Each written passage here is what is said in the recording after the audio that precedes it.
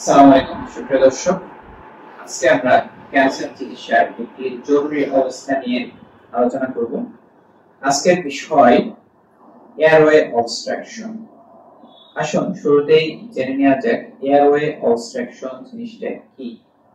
Airway obstruction হচ্ছে আমাদের airway বলতে আমরা শ্বাসনালী এবং ফুসফুসের মধ্যে ঢুকে যাওয়া অসংখ্য ক্ষুদ্র ক্ষুদ্র শ্বাসনালীকে আমরা বুঝে থাকি।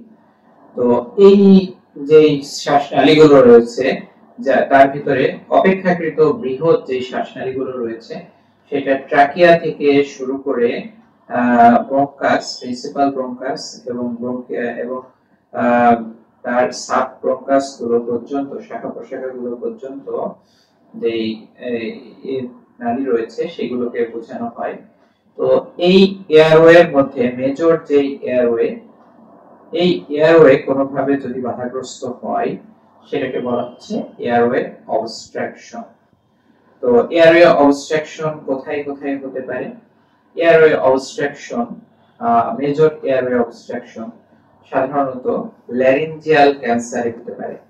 ল্যারিঞ্জিয়াল ক্যান্সার বা অনেক ক্ষেত্রে ব্রঙ্কিয়াল কার্সিনোমা লাং যদি প্রক্সিমালি যদি হয়, মাঝখানের দিকে যদি টিউমার থাকে, মানে লাংসের শুরুতেই প্রিন্সিপাল ব্রঙ্কাসের আশেপাশে যদি কোনো টিউমার থাকে, তাহলে তার মেজর এয়ারওয়ে ব্লকেজ হতে পারে।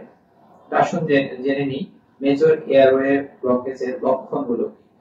এর লক্ষণ হচ্ছে বুকের মধ্যে জোরে জোরে শ শ শব্দ হওয়া, শ্বাস নিতে কষ্ট হওয়া এবং অতিরিক্ত পরিমাণে কাশি হওয়া। এই জিনিসগুলো সাধারণত এর লক্ষণ হিসেবে প্রকাশ পায়। তো মেজর এয়ারওয়ে অবস্ট্রাকশন হলে আমাদের করণীয় কি?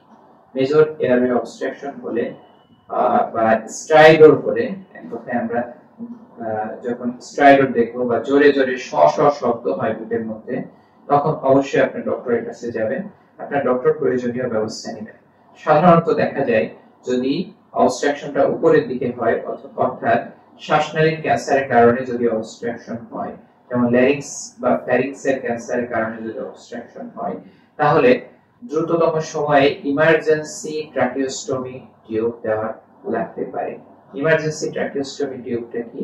তার এয়ারওয়ে যদি অবস্ট্রাকশন থাকে, সেখানে তার নিচের দিকে একটা টিউব দিয়ে বাইপাস শ্বাসনালী করে দেওয়ার প্রয়োজনীয়তা দেখা দিতে পারে।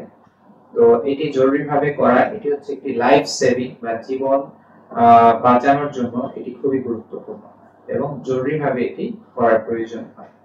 এরপরে যদি অপেক্ষাকৃত ছোট শ্বাসনালীতে অবস্ট্রাকশন থাকে, যেমন ফুসফুসের মধ্যে, তাহলে সেখানে রেডিওথেরাপির মাধ্যমে সেটি থেকে মুক্তি পাওয়া সম্ভব। তো প্রিয় দর্শক, আমরা জানলাম এয়ারওয়ে অবস্ট্রাকশন এটি একটি জরুরি অবস্থা এবং জীবন বাঁচানোর জন্য এই অবস্থায় আমাদের দ্রুততম সময়ে ট্রাকিওস্টমি অথবা রেডিওথেরাপি দেওয়ার প্রয়োজন হতে পারে।